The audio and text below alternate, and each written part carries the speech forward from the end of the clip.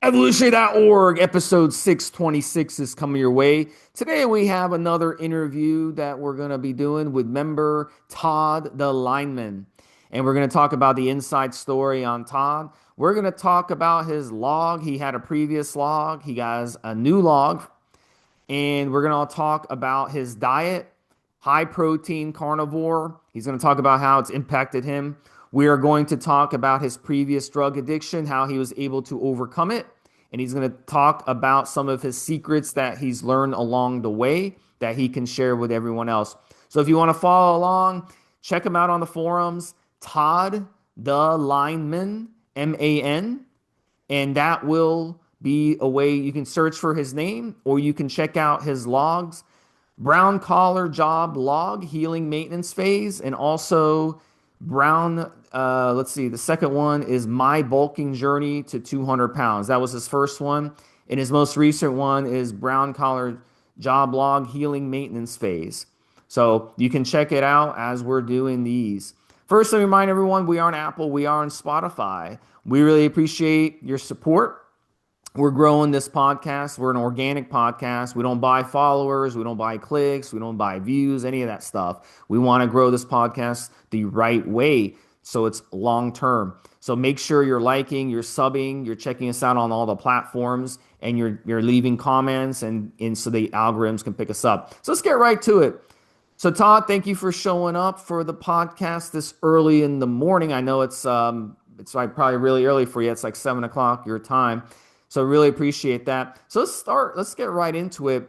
Let's talk about your first log a little bit. And your first log was called My Bulking Journey to 200 Pounds. And you started out at 185 pounds at 5'11". And you talk about your job in it. You talk about you had experience using MK677. You didn't have a cycle planned out, but you ended up going with three different steroids and then you worked out. So touch on that a little bit. What were you using for that log? Did you stick with the testosterone, Deca, and Primo the whole way? Touch upon that, and then we'll move on to your next log, most Oh, recent one. the most recent one is actually the bulking journey to 200, which has had a couple false starts. So the first one was the brown collar healing and maintenance, and I just started it because I was on here commenting, talking on everybody, like hijacking everyone else's posts, and I figured that I should contribute, and that I should show myself so that people know who they're talking to, unlike the rest of the internet. Um, hmm. So the My Bulking Journey to 200 pounds is the most recent one then. Yeah, that's Okay. right. So That's right. you can go in his signature, by the way. All of us, you can go in Mobster's signature, you can go in my signature, anyone's signature, and actually check out the any logs that people are putting up. So yeah, go ahead. So talk about the most recent one then. Your most Um, recent log. What steroids are you using on the most recent one? so the plan for the cycle was testosterone, Primo, and Deca, and I started it, and then work went absolutely crazy, and so now I'm just back on TRT because I'm not able. I'm not able to eat like I want to and not able to lift like I want to. So I'm not pushing the PEDs if I'm not going to cover the basics. Um, So how did your diet change then, where you weren't able to get the diet that you wanted? I just cook as much meat as I can when I'm able to and bring it with me in a cooler. That's all I can do right now, working 14, 16-hour days.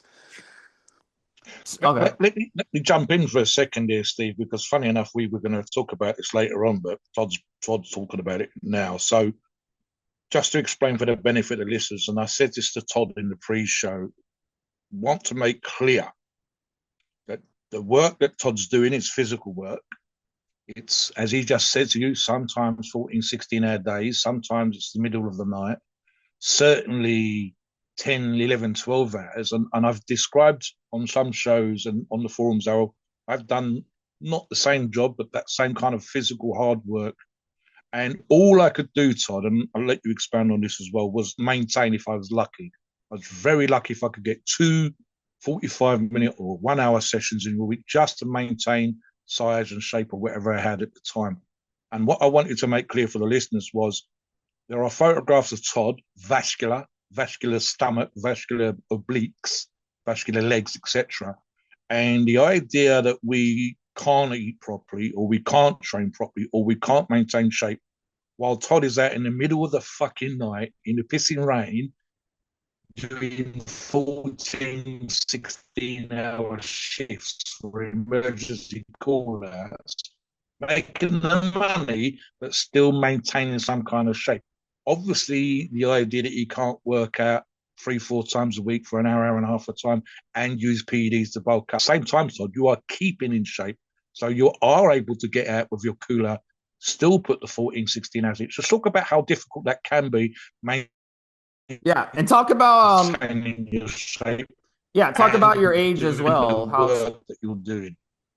Yeah. So I'm 46, and so yeah, my job is very, very strenuous, and when it gets crazy like this, when you work 86 hours a week and stuff, all I can do really is use my job as my fitness, and then sprinkle in push-ups or find something to do pull-ups on sometimes, and it works. When I got into the business years ago, there were actually people, like a lot of people, using PEDs just to keep up with the job. And I stayed away from that always back then. But now that I'm 46 years old, it definitely helps. As far as eating, you know, sometimes it's just whatever I can put in my mouth. But for the very most part, instead of going into a fast food place, I'll go into a store and get like a chicken, or I'll just buy like a quart of yogurt and some berries and some honey and just eat the whole thing. And if I have whey protein with me, I'll mix that in there. So it Mhm. works, it works. Like you can definitely, like physical exertion is physical exertion no matter what. Yes, And it may not be what you need to really get hypertrophy, but you can maintain. So your most recent log, you dialed back your TRT to 150 milligrams of test E, and you're doing it daily injections, weekdays only. Talk a little bit about that. Do you find that the micro dosing has helped you, or is that something that's just easier for you to do? I've tried it every single way. I've tried weekly injections and daily and every other day, and I just like doing it daily. I just like doing it daily. It could be a placebo, according to the science of the esters and everything, it must be placebo, but placebos work, so that's what I do. Maybe it's just a smaller volume. A lot of people like just to doing the smaller volume. So it says here you placed 4 miles of cable this was what, 2 weeks ago, because you posted this over the weekend. So it was like 1 week ago or 2 weeks ago from when we were actually doing this podcast. What does that mean? I placed 4 miles of cable. What is that? So how do you do that? Like, explain that to us. So Uh, all right. So for this job, it's all underground. Someone else drills pipes into the ground throughout an entire city, and they have ropes in the pipes. And the old way that we always used to do it was just tie the end of the cable. You would go to the middle of point A to point B. Go to the middle. You have a reel that's 8 feet tall, 3 or 4 miles long, and you just tie onto the rope, pull one way, then pull the rest off of the reel and go the other way. It's incredibly simple, but you can't just pull miles without breaking everything. So there's like stopping points. There's holes in the ground every 500 or 1,000 feet. So, back in the 90s, we would just use as many guys as it took. And it was like working like you would imagine Egyptian slaves, just everybody grab the rope and pull, and everybody would be completely exhausted and cramping up, and you would just get more people and just keep on doing it and never really stop. So now I only have me and an 18-year-old kid right now and a new hire who's starting today. So I have a machine that uses compressed air and hydraulic rollers to push the cable in, but you still have to handle the cable, you still have to feed the machine and everything. So you can do a lot more, but you're still wanting to work, use whatever you can to do as much as possible, because There's always deadlines, and that's how you get paid. Um, So do you work, is it the government that pays you, or is it companies, or how does that work as a the cable contract? companies. Yep. It's the Cable. cable companies. They used to do a lot of government jobs, but I don't know who gets those anymore, and they're not pleasant. So this like in a day, do you have like how much calories do you think you're burning in a day doing a job like this? I will lose weight if I eat less than 5,500 calories on a Wow. regular basis. I will lose weight quickly. Uh, Before I had any concept of fitness and eating and hypertrophy and stuff, I would get down into like the high 140s from working. I was skin Mm. and bones, So, just so, like using my tendons to be strong, basically, and getting injured all the time. so let's talk about that. While we're on that subject, you're getting in your log, you talk about switching to carnivore, how much better you felt on carnivore. How much calories per day consistently would you say that you're getting right now? How much protein per day would you say that you're getting right now? And give us an idea of your favorite types of meals. Okay. So, just to clarify, like I haven't been consistently carnivore for a few years. Basically, ever since I got on TRT, I started eating carbs because I felt like I could tolerate them better, and it definitely helps with lifting weights. Uh, but so I got into carnivore. Um, Basically like a friend just suggested because I was in pain all the time. I was skin and bones and I was getting injured regularly. And my friend knew about it from social media or whatever. And she said that I should try it. And I just took to it like, I don't even know, like it was just perfect. Like within 3 days, my digestion was better than anything I've ever experienced. No gas, no bloating, no nothing. Um, and my joints stopped hurting and my brain started working like way, way, way better. It reminded me of like when I was a kid when I could just solve puzzles just by looking at them. So it's a really awesome tool, and I recommend anybody who thinks they can, they should try it. That Something, also something, gave me a really, really good base, like to be able to eat meat. So I'm not like a strict carnivore anymore, but I can still eat that same amount of meat, and it could be up to 5 pounds a day. something you've said just in terms of the people that you've worked with. And I was reminded of the job that I did at the factory when I was doing these crazy physical hours. Is me trying to be focused on nutrition, me trying to maintain my size and my strength and condition or whatever, versus the burnout that guys are getting. And you've talked about the turnover of staff. You talked about guys drinking and smoking and whatever else just to cope with the work. They're all eating junk food. They're all getting out of shape. They're all old before their time. And the simple fact of the matter is, you are on the wrong side of 40, maintaining this shape because of your diet, maintaining the shape, whether it's PEDs or TRT. And the idea that the physical jobs, whether that's pylon work, lineman work like yourself, down in the coal mines, in the quarries, in the sheer physical stuff that some of our Australian members are doing with the fly in, fly out stuff and the lumberjacking, the burnout in those industries, the physical burnout in those industries is enormous. Lots of money, but what the human body can only do so much. And yet you seem almost to be thriving on that. And there's an argument to be made about being fit, being strong, and even the diet. Talk a little bit, which of course we were kind of famous for before Beamy and others have competed with you for the title, the 500 grams, because we've talked about the carnivore diet, and you just said about the 2 or 3 pounds of meat per day, upwards of 500 grams of protein, which a lot of our listeners are fascinated about the sheer amount of meat that you're able to get in and still maintain size, strength, and put in these crazy shifts. Yeah, yeah, yeah. I thought my career was over before I got all this food stuff, but really I blame the food more than anything. More than anything. I'm one of the last ones standing from all the people that I started with. Everybody's bodies have fallen apart. I was there.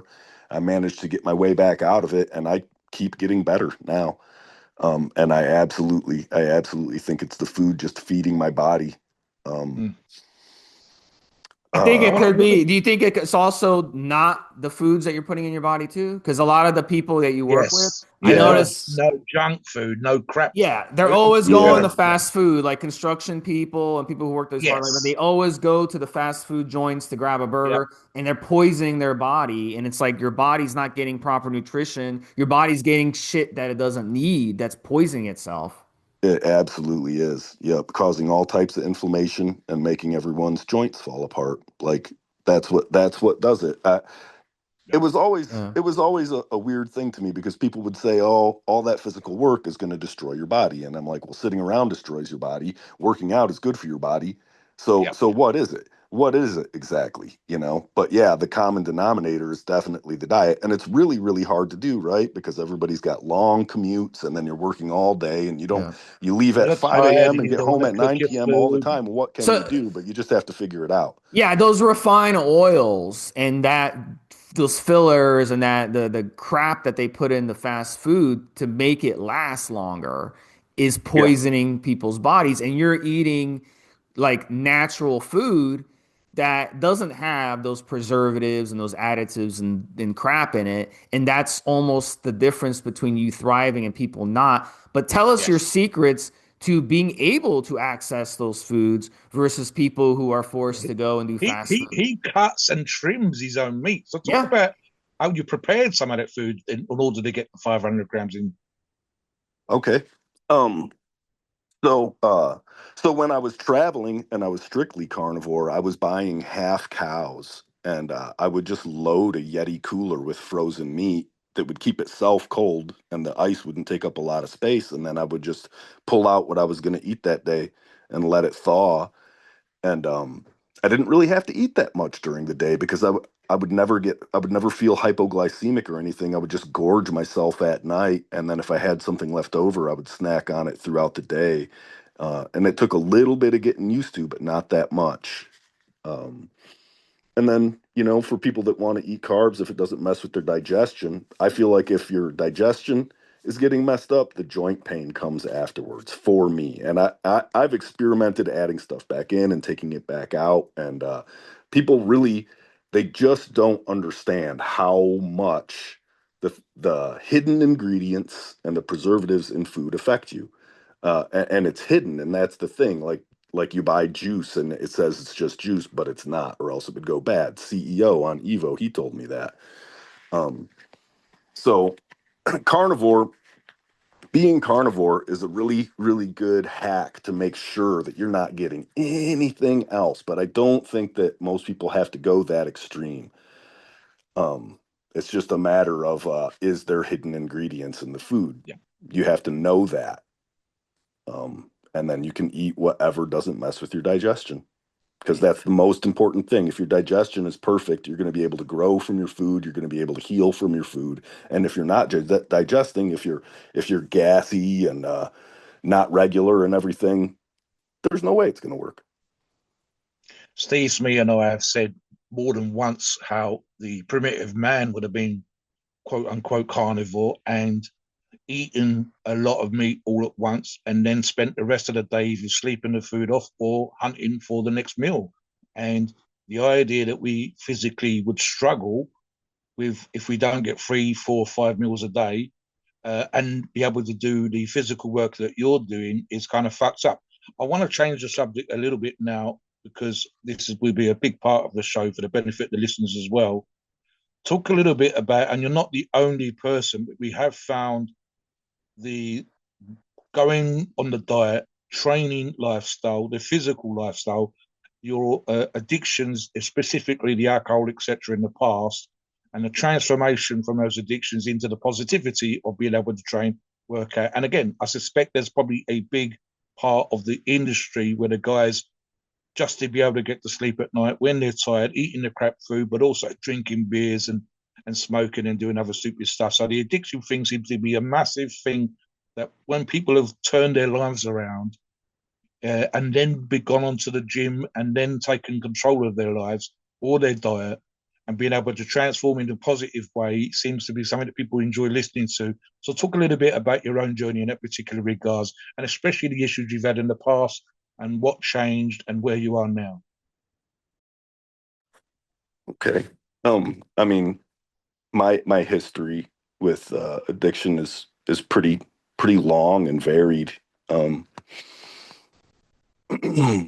uh, I've done, most of the drugs. Really, I had a phase where I did cocaine every day, and at that time, I was taking, Percocets and Xanax and whatever I could get, basically. And I was working the whole time. Like I would take painkillers if someone had coke. We were doing coke while we were working, and sometimes we would work for like 2 days straight, and then you'd take painkillers, um, you know, to just to tolerate it, and then you would take benzodiazepines to be able to go to sleep when it was all over. It was madness. It was madness. A lot of people are gone.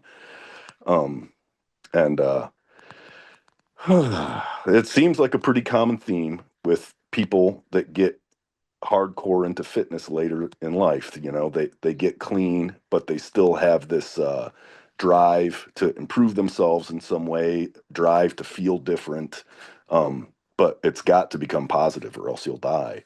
So fitness is the best thing. It's the best thing I've ever seen, and it's pretty obvious because everyone else says that too.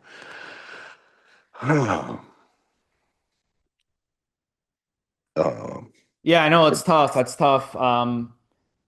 Is it tough for you to talk about There's an this? element of it's a taking little tough, yeah. control, as you said. What made you change? When we did the Harley guy episode, there was a thing almost where he lost being a father to his own father, taking over and making a present to his child. What was the thing that kind of got you to make that change? What made you stop doing the stupid shit and start doing the good shit? Well, um, I yeah, my kids basically, yeah, like having my kids look at me, and I could just see that they were disappointed, they were afraid, they didn't trust me, and that's when I knew, like the drugs had to go, and I just isolated myself. I just got the people out of my life. I had pretty much hit rock bottom after like 16 years of making six figures easily. I had had a business before, I lost everything, I went to jail, and I was pretty ashamed of myself. And I was able to just stop. Alcohol held on quite a bit longer. My alcohol use went up when the drugs went down, and that actually I just quit alcohol because I started taking kratom for pain, and it made me become completely averse to alcohol. So that was kind of an accident, and you could say that you're replacing one thing for another, but the trajectory of my life went straight upwards, and I wouldn't I wouldn't change it. All right, good, good, good. Something, Yeah, yeah, go ahead. I was gonna something you've say, yeah. mentioned. I'm Mhm. going to talk about the kratom because I'm just going to. I've had this whole, and I know that you're going to disagree with this because I've seen the comments you've made. I've seen kratom mentioned a couple of years ago. I'm like, oh, it's an opioid, but I know that you disagree with that. I think you described it as a narcotic that's not a narcotic and the benefits that you've had from it. So don't go too crazy on it, but talk about what you mean by that and why you think it's been beneficial for you before we talk about your PEDs especially. Okay, so yeah, kratom's something I feel pretty strongly about. I don't think everyone should take it. I don't think it's a miracle drug. It's a partial opiate agonist, and it has opiate antagonists in it as well. If you try to take too much because you like it, it will make you sick. So it's somewhat self-limiting in that way, and it doesn't agonize all of the opioid receptors. It just partially agonizes one. It has no way to cause respiratory repression or anything. The side effects are like nausea and constipation. I'm going to be in pain for the rest of my life. I have degenerative disc disease, and I can manage it quite a bit with my diet and activity and everything, but not 100%. There's a lot of damage done. I've got whole discs missing and deformed vertebrae. Um, so it's a pretty good tool for me. I've kept the doses almost exactly the same for literally years. I've come off it successfully without any real drama. So I just use it as a tool, and I'm glad I have it. Go ahead, Mobster. You want to ask him something else? Yeah, I was going to talk a little bit about training. So I completely, as I said earlier on in the show, understand how fucking goddamn difficult it can be when, just for myself, and I assume this is similar, the opportunities to make money present themselves. Let's go. We need Todd the lineman to come down. We need Todd to do a 16-hour shift. It's a big job. Let's get going. And I think you posted yesterday about the amount of money that you and a fellow that you were working with had managed to make, which was a good 2 or 3 weeks salary for most people. And this was done in one day. So when you're able to get to the gym, I've looked at some of your numbers and I put my own personal notes and said these are not crazy weights, but they're certainly decent weights. So how often are you able to get in the gym, and is it sort of difficult sometimes when you're doing this crazy physical work, coming back, regaining strength, and so on and so forth? Again, I think for the benefit of listeners that are working hard and trying to pay their bills and pay their mortgages and struggle with the idea of doing his crazy hours and keeping in shape. And as I said earlier on, Todd is in shape. Todd is vascular, he's lean, and so on and so forth. So even though he's doing his crazy hours, he's still able to maintain some sort of shape. When you're not doing the crazy hours, when you have managed to train up a couple of people to try and do some of the work for you, that's a constant grind right there. What's the gym work like? How structured is that part of your life in terms of opportunity to get to the gym, or how much you enjoy training? We've already talked about obviously you coming back from alcohol addictions and other drug addictions. How important is being able to get to the gym for you, staying in shape, etc.?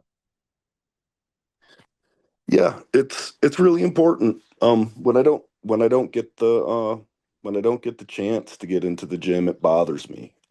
But it's just a trade-off that I have to make, and I use work as my workout, and I get the same feelings for the most part. But yeah, I'm not very strong, and I've heard a lot of people say that they'd rather not even work out because they don't want to be seen just squatting one plate or whatever. And I think that's the totally wrong idea. Yes, I think yes, that's a yeah, totally wrong idea.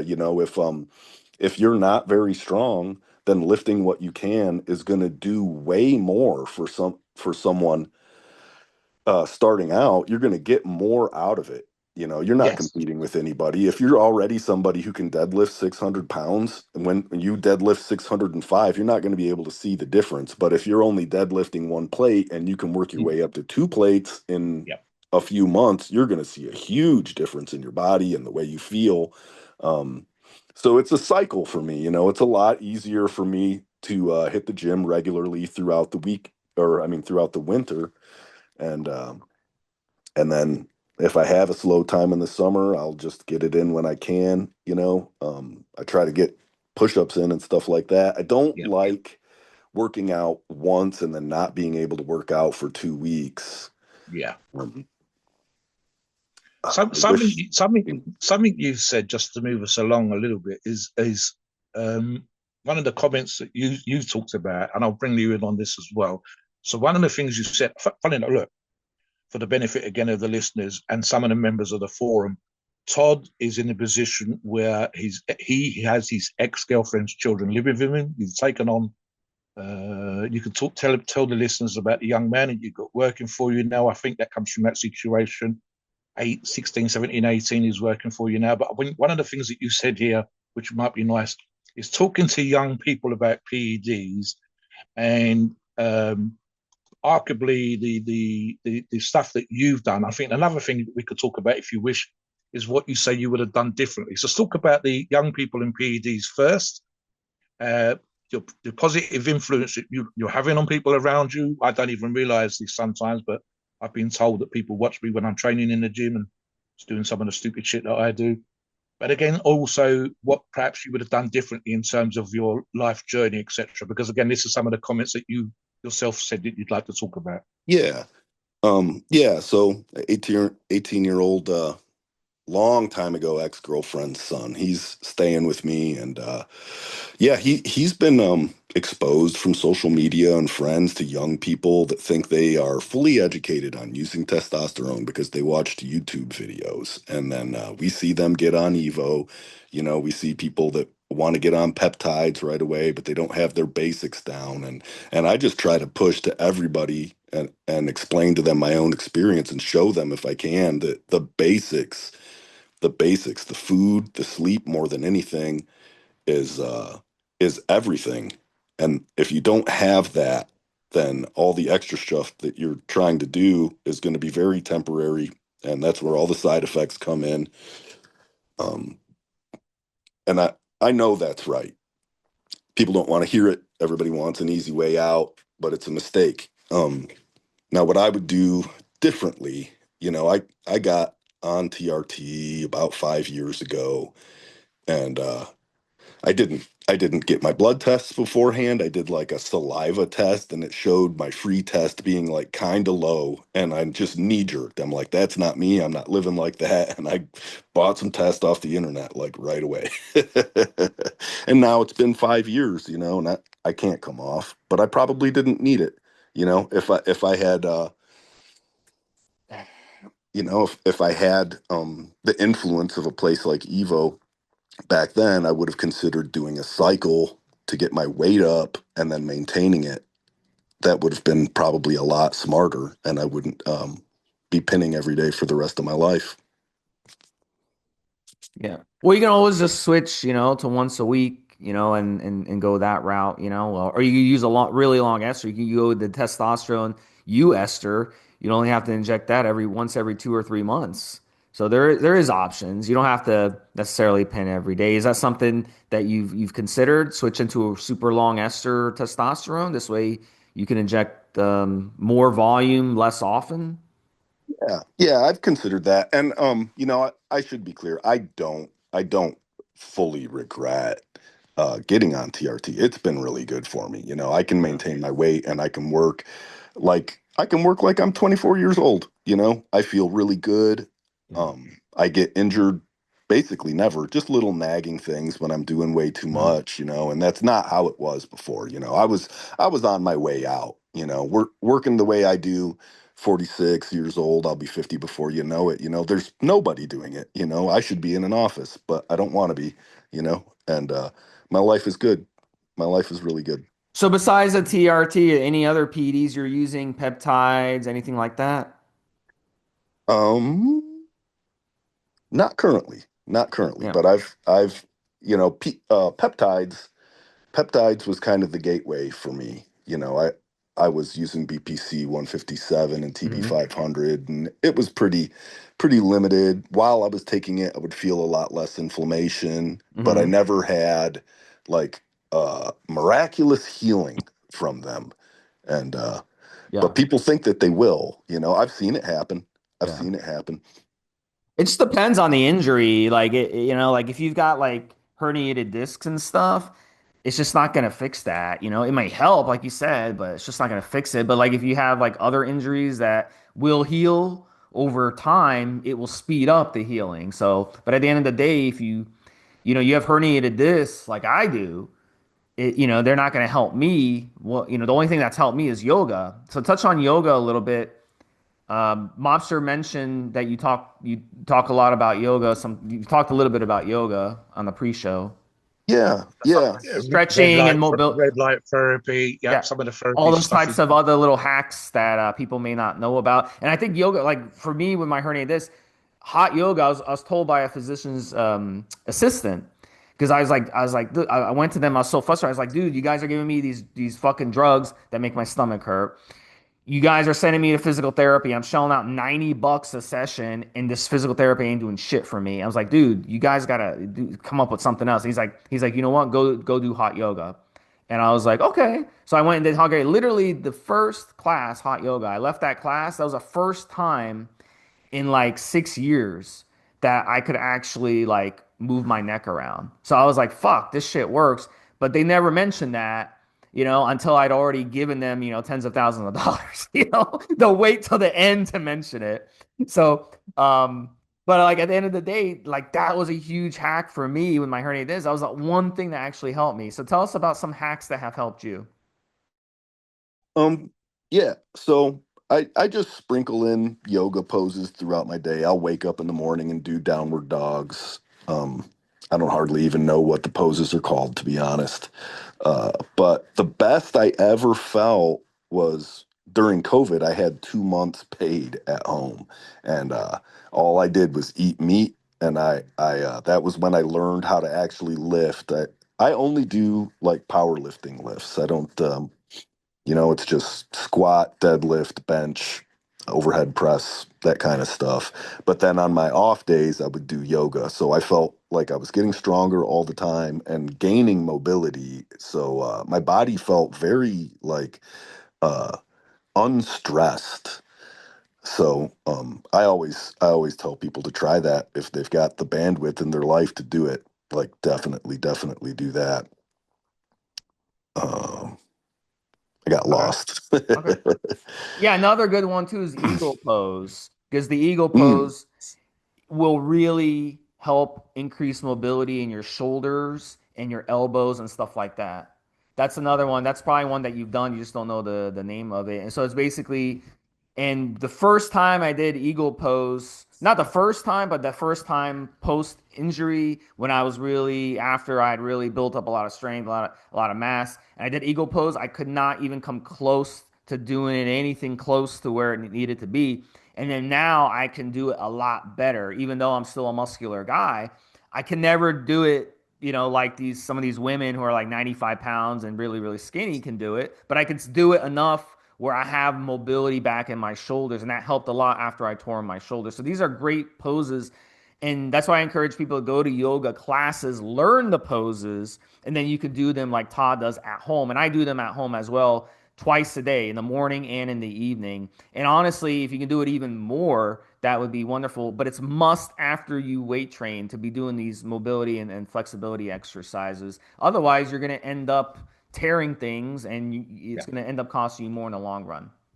Something you said in your notes there, Todd, was the disparity between health and fitness. And I think, to be clear, I think Todd can explain this as well, of course, is the difference between what we do to look good versus what we do to, as the guys have just been talking about, stay healthy. And being flexible and having good joints and being able to recover just from the sheer workload that Todd does is about being healthy versus the sort. And I don't say this as a knock on some of our listeners because been there, seen there, and done it. The idea of having a six pack and a great chest to look good is not necessarily about being healthy. So the balance is important. So talk about that disparity, Todd, between health and fitness, and perhaps sometimes the desire to look good versus being good, so to Yeah. speak. Yeah, so my old boss, this is what always brings this into my mind. My old boss, he had a heart attack and he died at 53 and he looked pretty much like me. And he never lifted weights or anything. He didn't drink, he ate reasonably well, not eating sugar and stuff like that. And he died of a heart attack, but you would say he was a very fit guy, you years old with abs. Wow, you would never think that he was going to have a heart attack. And then people who run marathons, they think that they're the picture of health and they have heart issues. It's a thing that's pushed, I think, on social media a lot, that if you can lift a lot of weight or you can run miles and miles and miles, that means you're going to live to 150, and it's just not true. It's just not true. There's a big difference between health and fitness, and it's not like defined very well. The two are definitely very related, but there are people who never worked out in their lives and they don't eat any special diets. All of my recent ancestors, my great grandparents, all lived near 100 years old and they didn't do any of that stuff. So genetics is one thing, but just living without a lot of stress, I think, Yes, is huge, huge, huge yes, for your health. And yes. that's something that I think about all the time because just by my own nature, I stress myself out a lot. I'm always pushing. Yeah, And that's something I definitely. have in common Yeah, with my being late that. boss. Yes, Yes. that's gonna do me in. That's gonna do me in. That's why I do everything else right. But that's the one thing that will do me in because when there's something that comes up, I'm like obsessed. I get obsessed with it. I've tried to tell Steve to go and do this thing, go and do that thing with the all agreeing. And he's no, this needs to happen and that needs to happen. I'm like, nah, fuck it, who cares? Now, And one of Mobster the is definitely like more I like used to carefree. be that way. Yeah, I used to be that way, yeah, guys. I used to do the 100 mile an hour thing. I used to do the yeah. crazy hours at Well, it Cookies. helps that you're semi-retired too, though, Oh right? yeah, exactly. But Yeah, by choice, because I could yeah. still be working. I choose not to. I choose to have my income is decent, but I could be earning loads more, doing a lot more hours per week. And I literally stripped the bullshit out and said to myself, I've done what Todd's done. I've done that. I used to do 3 weeks without a break, Todd, easily.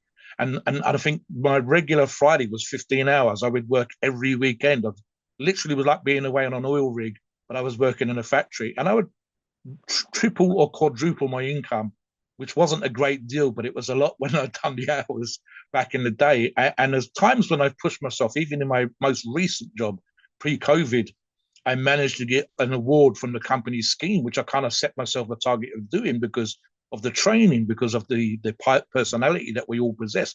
We're all A-type personalities. We want success. We want to be good at what we do.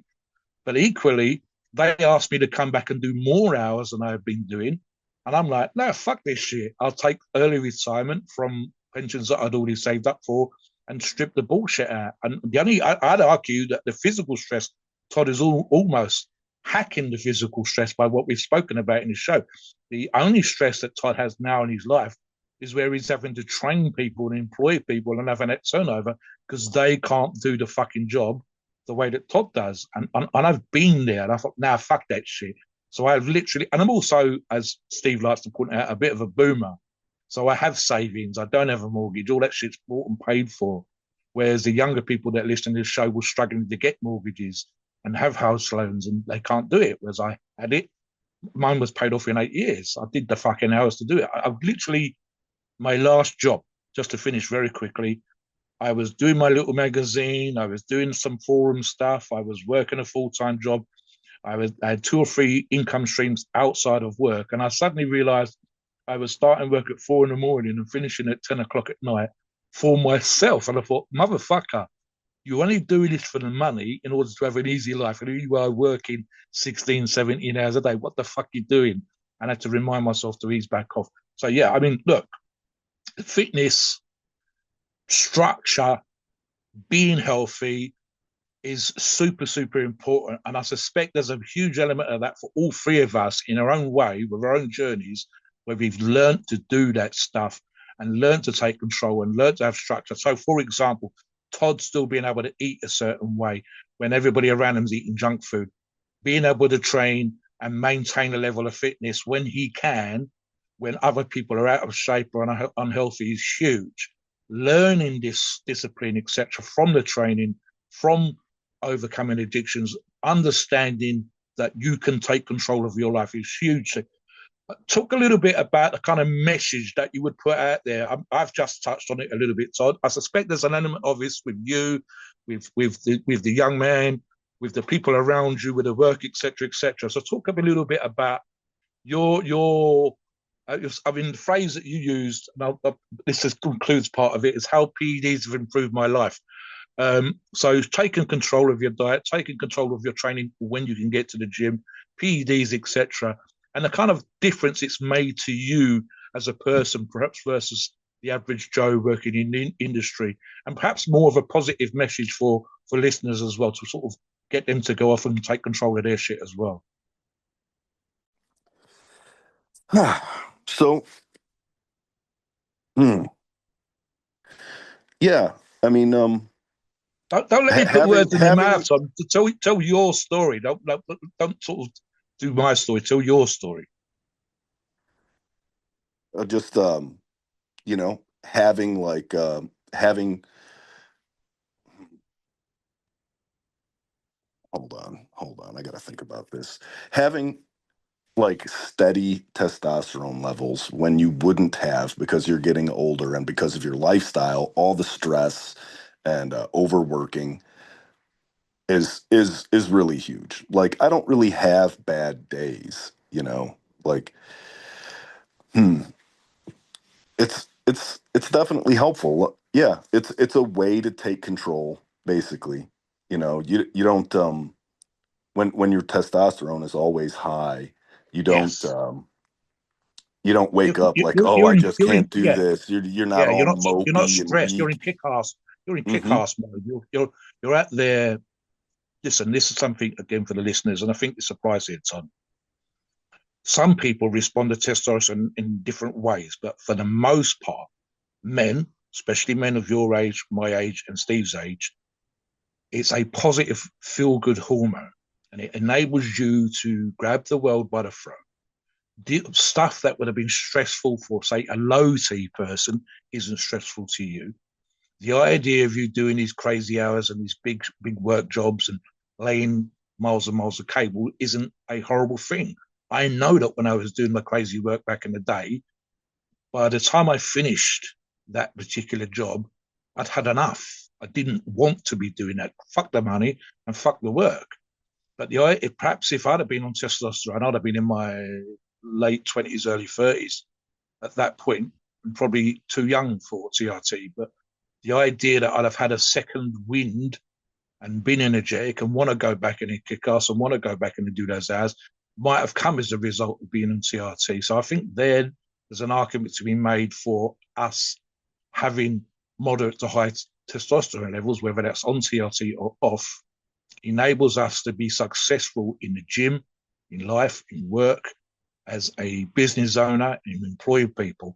So I think you also said something about managing side blood pressure and even acne. So kind of the way that you've responded to 2RT, I think, is a big part here. What do you think about that? Yeah. So as I was learning how to navigate using testosterone, and I had used growth hormone as well, trying to heal my body, I found out that I had high blood pressure, and it had probably been going on for a long time.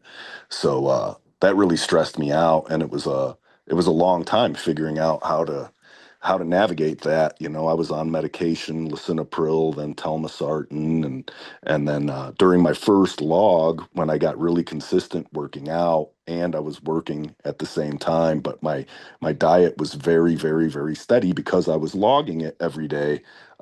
I My blood pressure started getting so low, I had to get off the medication, and I felt way better. You know, um, throughout my whole TRT journey, I had chest acne, back acne, shoulders. It's pretty embarrassing. And I wasn't even taking a lot. I'm just naturally prone to it. I have oily skin. So that's a thing that can happen. And people think that they can just take a little bit and nothing will happen. It's not always true. But the internet can deceive you. You know, there were a lot of people on YouTube and everything saying having high estrogen was just fine. I never would have thought that I was a high estrogen converter, but apparently I am. And because of the help I got on Evo, you know, I Yeah. was able to dial in my estrogen correctly, and it cured it right away. And I felt a lot better, a lot better.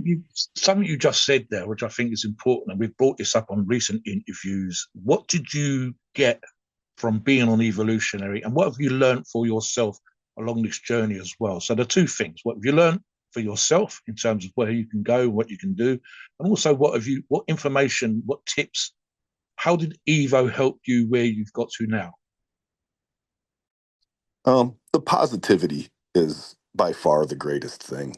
Um, it's the most positive place on the whole internet. You know, you don't have to lie out of embarrassment about what you're doing or anything like that. You just share what you're doing, and people have real experience that they can help you with, and they support you. Something I think you said, Steve, and I probably remember some of these things, that there were certain forums, Meso, I think, is one that we've discussed, where, and Reddit to a lesser degree now, where some of the people can be absolute dicks.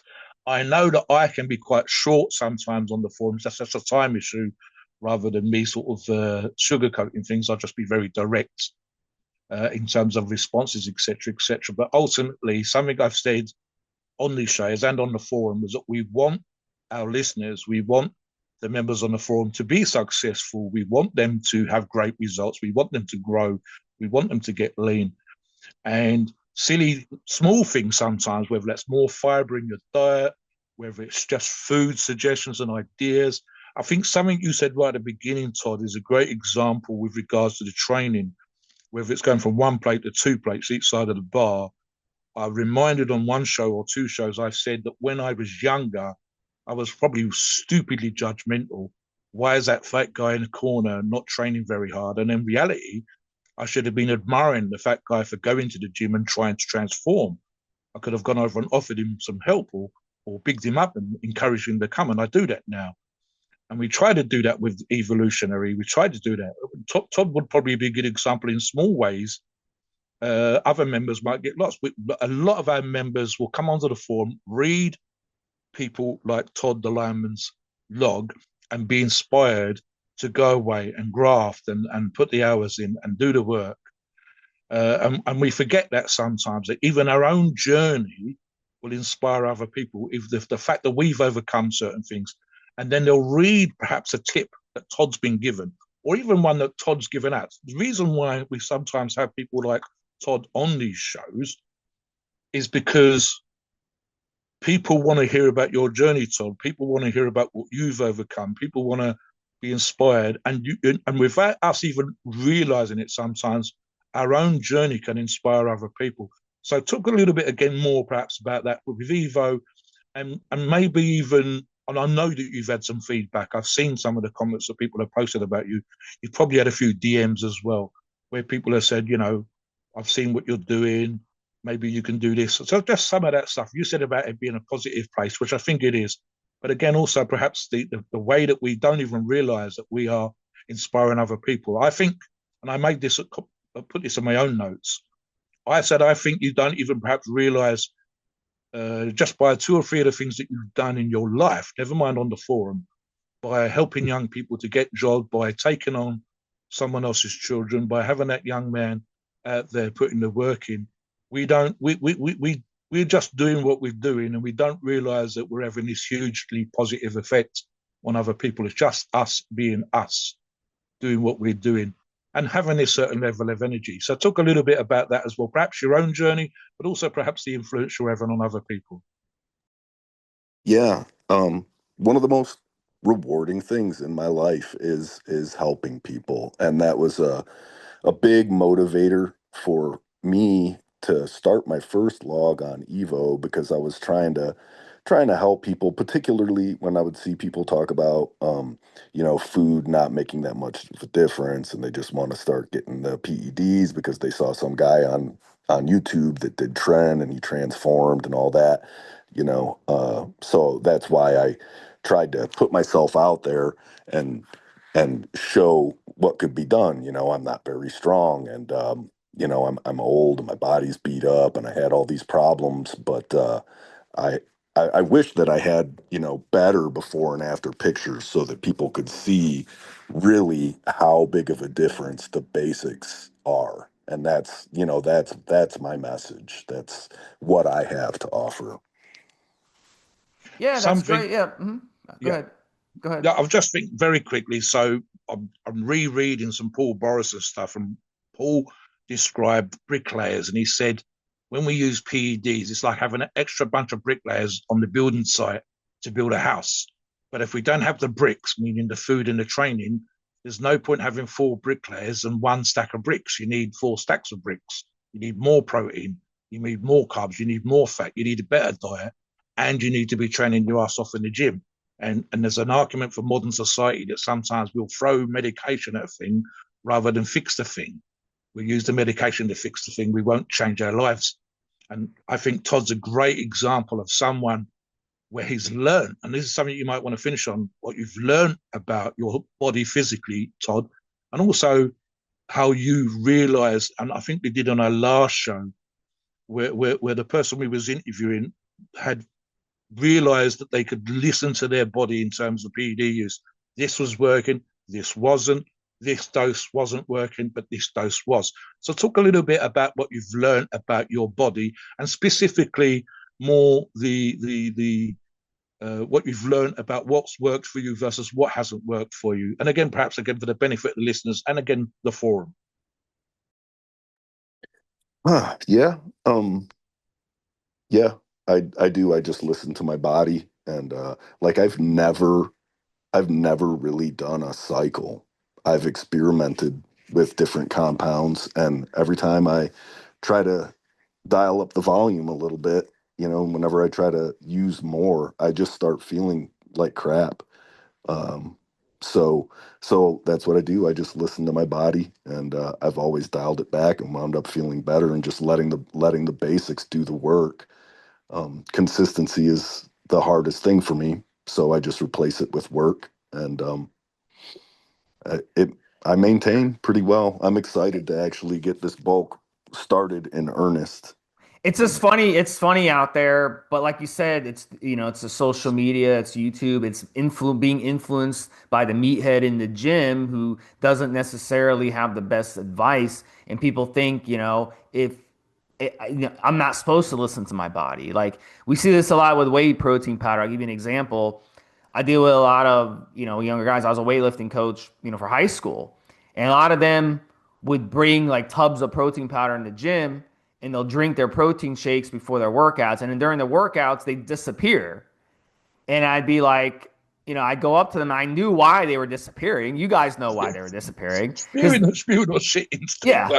And I'm like, and half of them in the fucking locker room waiting for a toilet to open up. And I'm like, guys, listen, I got everyone there. I was like, listen, guys, some of you here are going to be able to digest this, and some of you are not.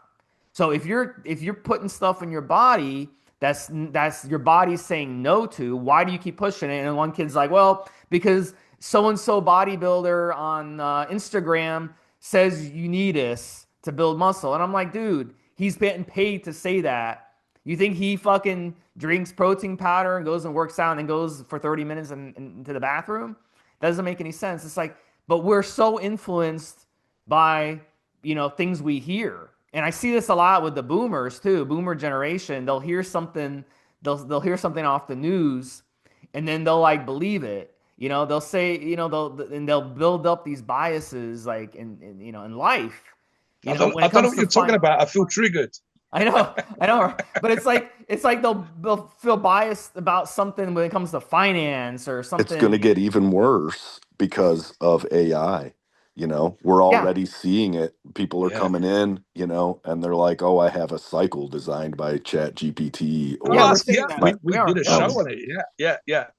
there. There was Yeah, yeah. literally a post on Facebook while I was waiting for the show to go live, and it's a car parked on a roundabout, and we've had this stupid shit here in the UK of people painting red crosses on union on roundabouts, the circle in the middle of a roundabout to represent England and racism and all this kind of bullshit. And someone said it was AI because there was no one on the road with a 2016 number plate, and someone else had to come on there very gently say to them, there are many, many cars on the number plate with Yeah. license plates, as you would say in the States, with old registration numbers, old license plates. My girlfriend owns a 2013 Jeep. What the fuck are you talking about, you mad bastard? It's not AI, but there's so much bias.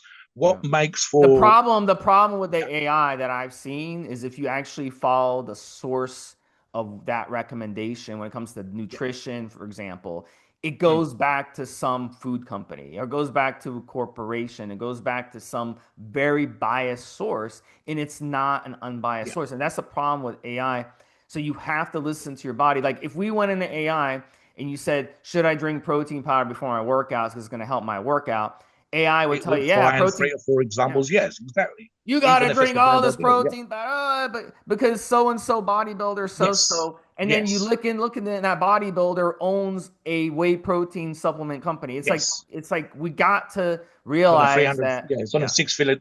Six. I mean, the great thing here, and Todd touched on this earlier on to get towards the end of the show now, is guys, you really, really, really need, and Todd's talked about, is you've got to cover the basics. You've got to, like Todd does, put the food in. the reason why we talked about nature and primitive man responding to the same fucking diet that Todd's talked about, the carnivore diet or the high protein diet, even when it's not carnivore.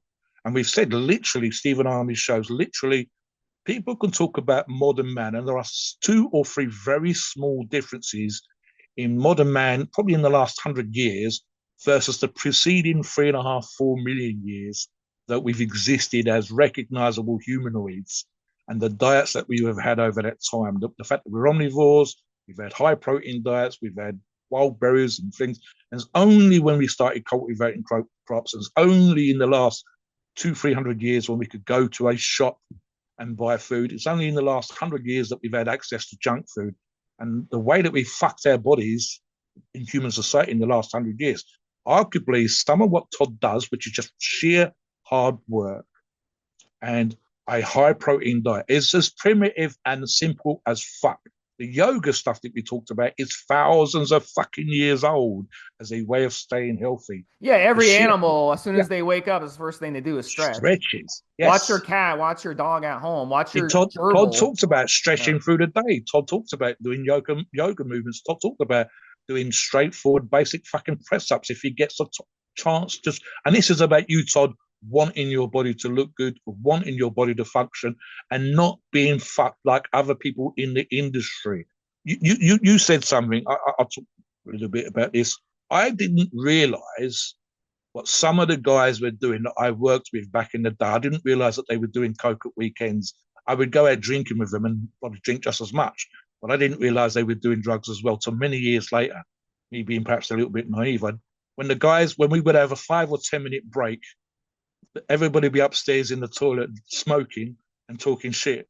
And I'd be in the locker room having had a pee, but I'd be in the locker room grabbing a banana or eating a sandwich just to maintain my body weight. And it's sometimes the real simple stuff, the structure. Again, if Todd's doing these crazy hours, how is he still able to eat the way that he eats? Either by grabbing a chicken or some salmon or some meat from a place, but also by, as he did earlier, filling his cooler up with half fucking cow and not using excuses to not be able to maintain shape, not be able to work hard, not be able to stay healthy. I think that's a big thing, Todd. And again, perhaps you don't always realize this, perhaps you do. You arguably, without even you perhaps even understanding, maybe you do, maybe you don't. You are kind of an inspiration. You're an inspiration because there are hardworking men who find it difficult to stay in shape. People that want to get into shape and they don't want to listen to the clickbait, algorithm influenced YouTubers and TikTokers, etc., because they will play the idea of taking trend and eating junk food. We did a show on a couple of influencers, and they would literally every single thing in a fast food restaurant, and that would get them millions of views versus them going to the gym and eating sensibly, not getting them millions of views. So it's sexy and it works the algorithm, but the reality is, if Todd can go out and do 14, 15, 16-hour days, if he can make sure that when he does eat, he's not eating crap, if he can fill up his cooler and go out. I think one of the things you said, and I was looking at your logs here, Todd, was you had the opportunity, I think 15, 16, 17 years of age, and they said you was already working. You might have been 18, I'm not sure. And you wanted to give time to the previous employer, and they said, no, we need you to come and work for us right now. And you didn't come home for 2 years. So you immediately threw yourself in at the deep end, got into that lifestyle, grabbed the money, absolutely smashed the work, smashed the money. He was younger then, of course. And the fact of the matter is, Todd is still able to do that kind of crap now in his 40s. That's inspirational. Staying in shape when you're working these crazy hours is inspirational. Still being able to eat properly and making up for the lost time when you can, when it's a little bit slower in the winter months, is inspirational. And we don't always realize that that's the message that we're putting out there. I think you're doing that for yourself, Todd, and people like you. But also, I think there's a little bit of a pat on the back for you with the younger people. Yeah. Any last words, Todd, Yeah. as we finish Yeah, this? give your last advice to anyone who was in your situation at some previous time in your life, and give them some direction if they're listening to this. My best direction, if work is all consuming, is just let the work do the work for you. I post update pictures of my physique and everything, and I never, ever, ever think about what I'm gonna look like when I work out. It's purely for function, purely for function. I just try to keep my legs and back really, really strong, and everything else, and I keep everything stretched out, and I just work, work, work because that's what I have to do right now. And I feed myself and I get really good sleep and I just let it happen. I just let it happen. And then when I have time to focus on the gym, then I'm all in, every other day, like clockwork. I try to add weight every single time, and I make sure that I'm eating pretty much as much protein as I possibly can. And then the other stuff is just a bonus. And I just let it happen, and it does. It does take some people longer than others, but eventually your body will find homeostasis with what you're doing, and it becomes normal, and you feel bad if you fall off. All right, guys. So come check out evolutionary.org, Todd the lineman. If you have any other questions for him or you want to learn Yeah. more about what he's been doing, hit his logs up, both of his logs. Brown collar job, healing maintenance phase was the older log, and his new log, his more new log, which he's been hammering away on for a while now, is called My Bulking Journey to 200 Pounds. We'll link them also in the descriptions, but come check it Yes. out. And like I said, you can just look up his screen name on the search button, Todd the Lineman, and you can find his log that way as well. It's always in our signatures on the form, so it's Yes. really easy to find. So come check it out, guys. Todd's a really interesting guy. He posts a lot. He's a really intelligent guy from what I've seen as well. And he knows his stuff for sure, and he's kicking ass on this. So really appreciate it. Mobster, take us to disclaimer. Thank you very much for coming on, Todd. We've enjoyed today's show. Please note, we are not doctors and the opinions are ours. It's our view and based on our experience and views on the topic. Our podcasts are for informational purposes and entertainment only. The freedom of speech and the First Amendment applies.